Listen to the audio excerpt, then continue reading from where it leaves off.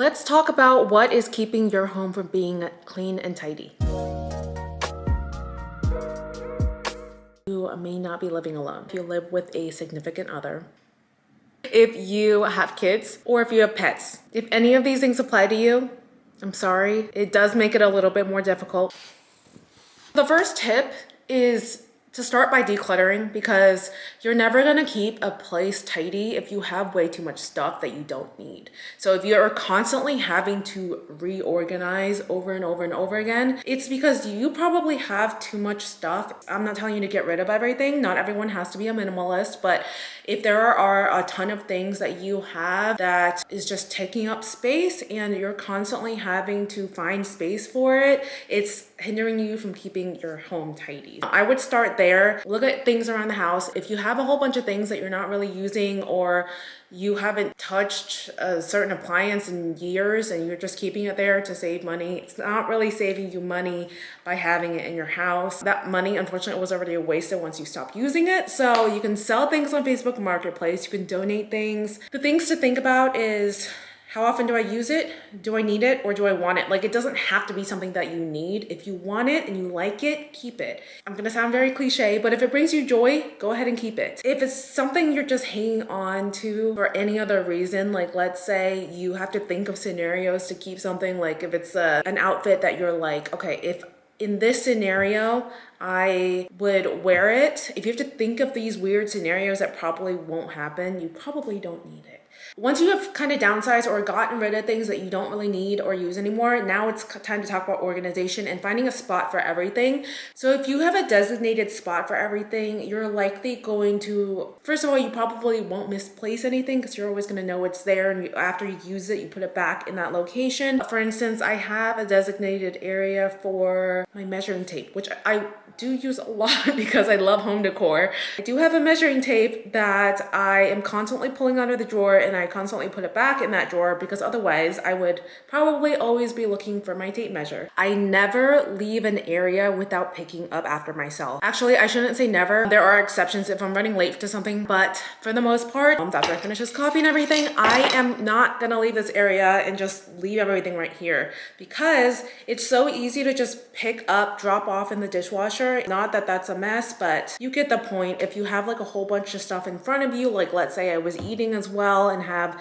some wrappers or anything like that, I will pick up after myself, and then once that becomes a habit, you're not really gonna have to come back to any messes. That's just something really easy to get into the habit of. So if you live with someone else who may not be used to this, husband, roommates, whatever, if they're not used to this, you can talk to them about it. It is hard if whoever you live with is not on board with wanting to keep the house tidy. But obviously, you can only really control your actions and what you do. So I wish I could tell my dogs to pick up after themselves, but you know. I've gotten into the habit of always washing my dishes immediately if I can. If I have the time, I will go ahead and take care of it right then and there, because I don't like coming back to dishes to do. A lot of the time, you don't actually need anything to soak. If you have an empty plate, bowl, or a cup, likely does not have to soak in there for any reason. I feel like it's just an excuse to stick it in the sink and not deal with it at that moment. I definitely have made some habits, so it's like a daily thing I just do and I don't think about it anymore. Like if I have an entire load of clean stuff in the dishwasher that I have to unload, I will do it first thing when I wake up in the morning. And the reason that I got into this habit is because I use a French drip coffee maker. It takes time. So I'm like pouring over hot water and I have to wait for it to actually drip out and fill up a cup. So instead of me just standing there half asleep, getting annoyed that it's taking so long, I will pour some water in there and then start unloading dishes while I'm half asleep. That helps a lot, by the way. So then I will keep pouring more water over the top and then coming back and unloading the dishwasher until it's all done. And by the time I am done with the dishwasher, I also have a full cup of coffee. So it's like a win-win.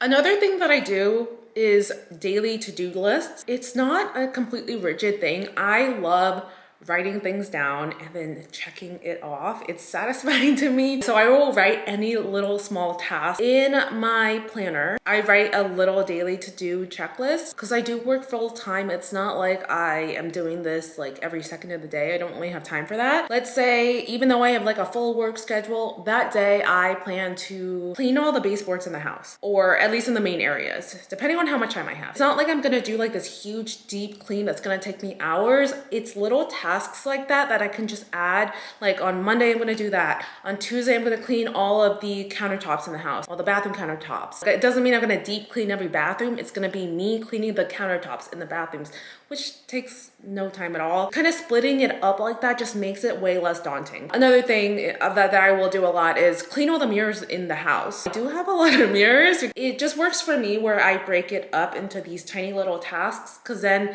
it's like, oh, I just have to clean off some countertops today, clean off all the mirrors another day. Before you know it, all of the tasks of like cleaning an entire bathroom is all done, because then like another day will be clean all the toilets, and I plan that around my hair wash schedule. So the next thing is, if you see something, do something about it. I feel like this tip could be so simple, it's kind of stupid. Okay, a lot of coffee examples, apologize for that. If I'm gonna spill some coffee on here, I'm not just gonna walk away. I will make sure that I clean it right then and there. I'm not gonna come back to any like weird stains on your countertops. If I see crumbs on the floor, I'm not gonna walk away from it and deal with it later. I'll just deal with it right then and there. It just takes like a couple extra seconds of your time. Okay, so my next thing, I will preface by saying it's not very cheap, but it has kind of changed our lives. We do have a Robo-Rock. This house has a lot of floor space to clean. It would take me so much time to actually be the one to manually clean it all the time. It basically will vacuum, it mops, and it also cleans itself. So it will clean the mop, it'll dry the mop. You do have to empty the water tank and put in cleaning solution and things like that, but for the most part, it is this self-sufficient thing. I feel like it does pay off because it's kind of like having a housekeeper that like just keeps your floors clean. So we do have it running on a schedule. We'll do this a couple times a week. It will vacuum and mop these main areas. I don't have it going into every single bedroom, so I do have to clean those manually. And of course, I do clean my floors manually as well as needed, but this is just a great maintenance thing. It's just one more thing I don't really have to keep on my to-do list. Even though it's an expensive cleaning product, I'm really happy that we got it, because when my husband first mentioned that he wanted to get it, I was kind of against it because of the price, and now I definitely think it's worth the price. I do have to vacuum quite often in addition to the Robo-Rock, just because I have dogs that shed. Throughout the week, I am also vacuuming certain areas often. That is another thing that I have to do in order to maintain the floors. Kind of on that note, have cleaning products that you don't dread using. Like, have cleaning products that actually work. I'm also talking about like a vacuum that works really well. Not that it has to be a Dyson. If you have like a really old vacuum that doesn't actually vacuum well and it's like really heavy, you're probably gonna hate using it and hate vacuuming. I also have it's called a Bissell Spin Wave. It's basically an electronic Swiffer that is just so much better than a Swiffer, because I don't know about you, but when I had a Swiffer, I would be sweating from trying to like scrub the floor so hard, because otherwise I feel like it wouldn't really clean that well. It has a little area that you put the cleaning solution in. It also requires you to plug it in. The bottom pads will rotate. There's not much pressure that you have to use on it, therefore I'm not like sweating after just cleaning some floors. It is fun to use in my opinion. My sister actually got it first, and then she told me about it, and we both are obsessed with it. So I don't mind cleaning the floors, and I love using this to spot clean when I have to. Because obviously if I see like something spills on the floor, if someone walks into my home with their shoes on, then I will clean the floors with that instead of like turning on the Robo-Rock and telling it to clean certain areas. Even though I could do that too, I just find it easier to also manually clean with this product. Other things that I find fun to use is like Scrub Daddy Damp Duster. It's a reusable product, so I've had the same one, but you basically just wet it and then it picks up dust. So I use it for my baseboards mostly, and then you can just wash it off and keep using it again. And that is a great product. Also fun to use in my opinion. I do get questions when guests come over if I have specifically cleaned the house for them. And the answer is no. Like if I have a random guest come on a Wednesday afternoon in the middle of the day, my house is still gonna look